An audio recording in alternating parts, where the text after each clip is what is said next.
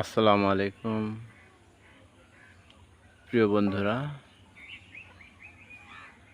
এর আগে আমি একটি ডালিম গাছে ফুল ধরে তারপরে ফুল ঝরে যায় এমন কিছু কথা নিয়ে একটি ভিডিও বানিয়েছিলাম।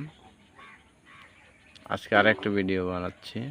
দেখুন, আমার গাছে অনেক সাধনার পরে দুইটা ডালিম ধরেছে, কিন্তু একটা ডালিমে পচন ধরেছে।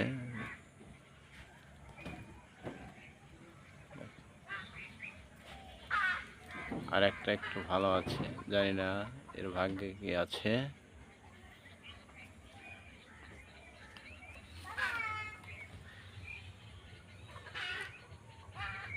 আবার কিছু ফুলের গুটি এসেছে।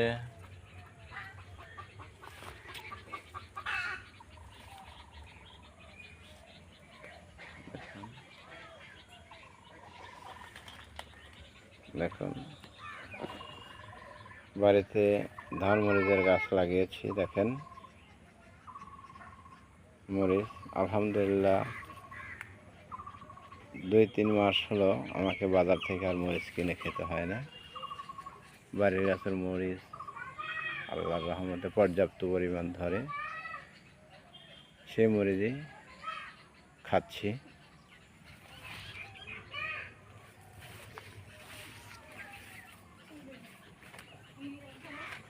দেখুন।